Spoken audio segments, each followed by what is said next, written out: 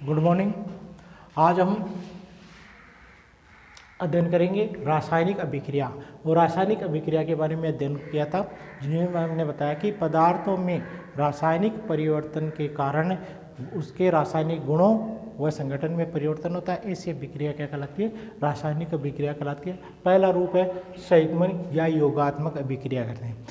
इसमें additional reaction बोलते हैं। और इसमें होता क्या है कि दो या दो से अधिक पदार्थ संयुक्त होकर के जुड़ करके एक उत्पाद बनाता है। वो क्या कहलाती है? अभिक्रिया संयुग्मन योगात्मक अभिक्रिया कहलाती है। तो परिभाषा क्या लगोगी? दो या दो से अधिक अभिकारक क्रिया कर एक उत्पाद बनाते हैं, उसे संयुग्मन अभिक्रिया कहते हैं। संयुग्मन अभिक्रिया कहते हैं। जैसे कोई पदार्थ ए अभिकारक, एक दूसरा अभिकारक हमारे पास बी, यह है अभिकारक। दो अभिकारक है, दो या दो से अधिक अभिकारक क्रिया कर क्या बनाते हैं? एक उत्पाद करते हैं। दोनों उत्पाद आपस में जुड़ जाएंगे और क्या बनाएंगे? ए बी उत्पाद। तो ये क्या है? अभिकारक।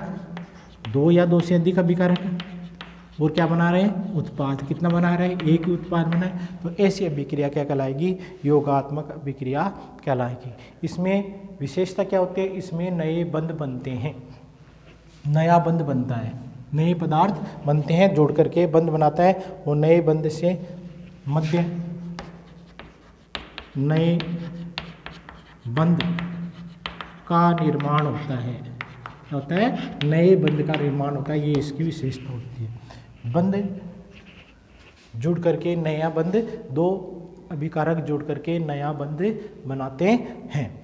अब देखो, इसमें उदाहरण पूछा जाता है। तो पहला उदाहरण था हमें, जो हमने रासायनिक अभिक्रिया में उदाहरण लिया था, वही लिख देते हैं।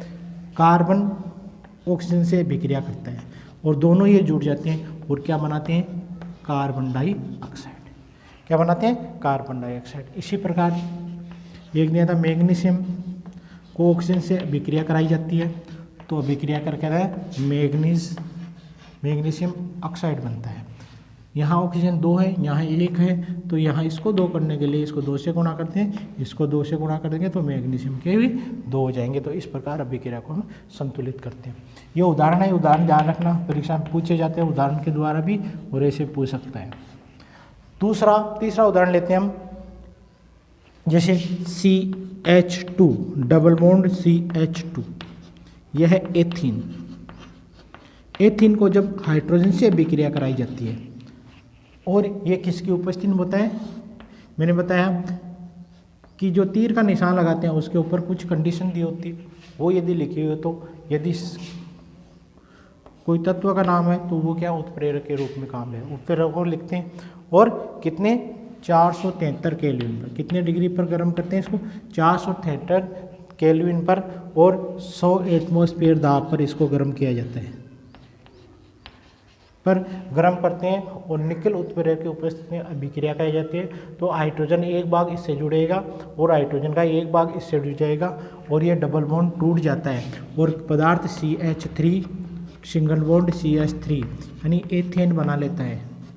क्या बना देता है? एथेन बना देता है। इस प्रकार इसमें दो हाइड्रोजन जुड़ रहे हैं, इसमें ऑक्सीजन जुड़ रहा है और इसमें भी ऑक्सीजन जुड़ रहा है। तो ये अभिक्रिया कैसी है? योगात्मक अभिक्रिया है। जोड़ रहे हैं पदार्थ आपस में, दोनों अभिकारक जुड़ करके एक उत्पाद बना रहे हैं। तो ये अभिक्रिया किस प्रकार की? संयुग्मन अभिक्रिया या योगात्मक अभिक्रिया इसको हम कहते हैं।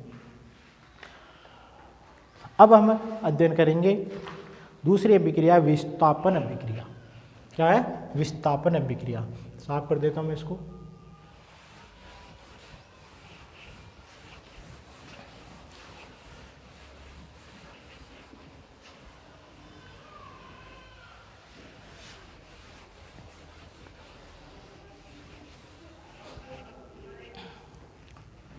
दूसरी अभिक्रिया है विस्थापन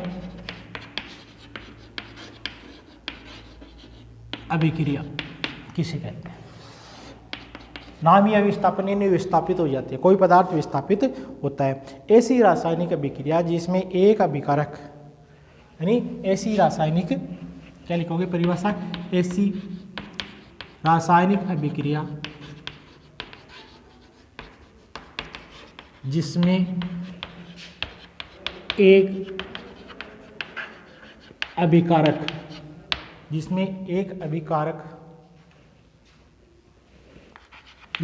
अभिकारक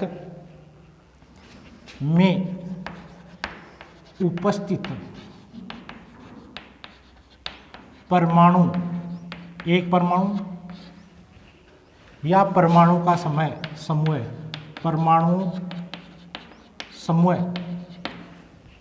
या परमाणु का समूह दूसरे अभिकारक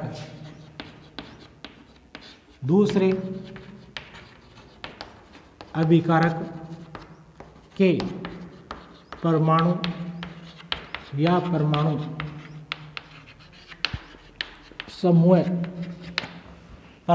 परमाणु समूह द्वारा विस्थापित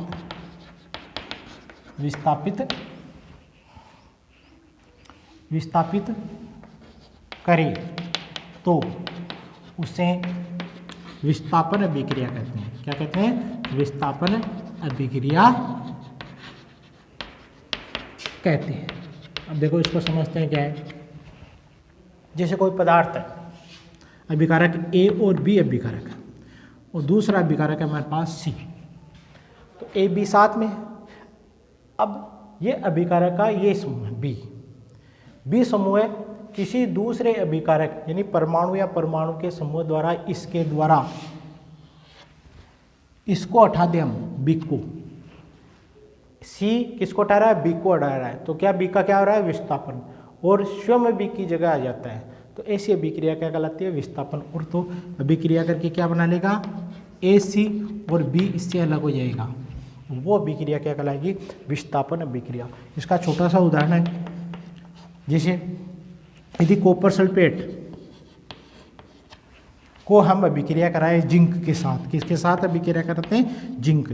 तो जिंक अधिक क्रियाशील पदार्थ है और कॉपर क्या है? कम क्रियाशील पदार्थ है। तो अधिक क्रियाशील पदार्थ कम क्रियाशील कॉपर को हटा देता है, उसकी जगह खुद चला जाता है और अभिक्रिया करके क्या बनाते हैं? जिंक सल्फेट और कॉपर इससे अलग हो जाता है। तो जिंक ने किसका विस्थापन कर दिया?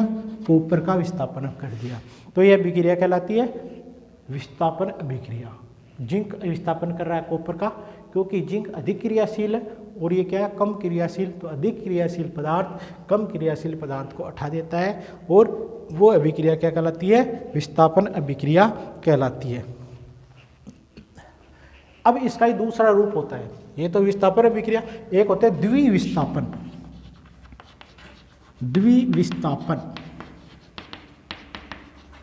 अभिक्रिया। ये पूछा जाता, उदाहरण पूछा जाएगा इसमें। तो द्विविस्थापन अभिक्रिया में क्या होता है? जैसे कोई पदार्थ है, कोई अभिकारक है ए और बी और दूसरा अभिकारक है सी और डी। ए और बी सी और डी है, तो इसमें क्या होता है कि अभिकारक डी किसको हटा देता है? डी हटाता है बी को और बी किसकी जगह चला जाता है? डी की जगह। तो ये कहला द्विविस्थापन। एक हट रहा है, दूसरे की जगह रहा है, दूसरा पहले की जगह जा रहा है। तो इस अभिक्रिया को क्या कहते हैं? द्विविस्थापन। यानी एक हटता है, उसकी जगह दूसरा आ जाता है और जो हट के आया है उसकी जगह वो पहला चला जाता है। जैसे तो ये क्या बनाएगा? ए बी और बी सी बना है, ए डी, सॉरी क्या बनाएगा? ये इधर आ गया डी, तो क्या बन जाएगा? ए डी, और सी के साथ में ये लग जाएगा तो क्या आएगा? C B. तो इस प्रकार ये क्या है? द्विविस्थापन अभिक्रिया, यानी एक दूसरे को स्थान को इन्होंने परिवर्तन कर लिया। एक तो दो अभिकारक इसमें अभिक्रिया में परिभाषा क्या लिखो, दो अभिकारक के परमाणु या परमाणु के समूह आपस में विस्थापित हो जाए, आपस में विस्थापित हो जाए, स्थान परिवर्तन कर लें, तो वो अभिक्रिया कहलाती है द्विविस्थापन अभिक्रिया कहलाती है। जैसे इसका उदाहरण लेते हैं, दो उदाहरण दिए हुए हैं, दोनों उदाहरण आपको याद होने चाहिए। जैसे पहला उदाहरण कॉपर सल्फेट को अभिक्रिया कराते हैं किससे, सोडियम हाइड्रोक्साइड से अभिक्रिया कराई जाती है। कॉपर सल्फेट की किसकी अभिक्रिया कराई जाती है, सोडियम हाइड्रोक्साइड से अभिक्रिया कराई जाती है। तो इसमें सल्फेट की जगह हाइड्रोक्साइड आयन आ जाएगा और सल्फेट कहाँ चला जाएगा, सोडियम के साथ चला जाएगा। तो सोडियम के साथ जाएगा तो अभिक्रिया करके क्या बनाएगा, Na2SO4, क्या बनाएगा, Na2SO4 चला जाएगा, बना लेगा। और कॉपर हाइड्रोक्साइड के साथ आएगा, कॉपर हाइड्रोक्साइड बनाएगा, क्या बनाएगा, कॉपर हाइड्रोक्साइड आयन बना लेता है। तो इस अभिक्रिया में देखो यहाँ सोडियम के कितने हैं, 2, और यहाँ सोडियम का कितना है, 1, तो हम इसको 2 से गुणा कर देते हैं। तो सोडियम के कितने हो गए, 2, हाइड्रोक्साइड आयन के भी यहाँ 2 है। तो इस अभिक्रिया में क्या आ रहा है, हाइड्रोक्साइड आयन सोडियम, ये हाइड्रोक्साइड आयन सल्फेट आयन को हटा रहा है और हाइड्रोक्साइड आयन यहाँ आ रहा है, सल्फेट आयन सोडियम के साथ जा रहा है। तो ये अभिक्रिया क्या कहलाती है, द्विविस्थापन अभिक्रिया। इसका दूसरा उदाहरण है, जैसे सिल्वर नाइट्रेट को जब पोटेशियम क्लोराइड के साथ अभिक्रिया कराई जाती है,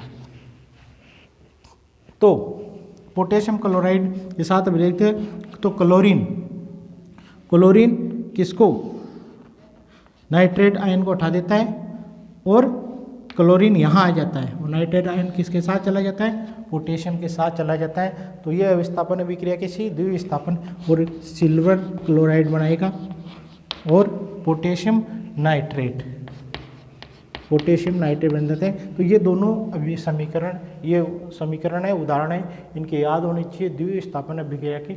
और एक उदाहरण किसका पढ़ा हमने, विस्थापन अभिक्रिया के, एकल विस्थापन, ये है द्विविस्थापन। तो इस प्रकार हम इसके ऊपर अध्ययन कर सकते हैं। अब प्रश्न कौन कौन से बनते हैं वो लिखो। तो पहले प्रश्न हम इनके प्रश्न लिखा देता हूँ, वो आपको कॉपी में करने हैं, बोर्ड की दृष्टि से महत्वपूर्ण है वो।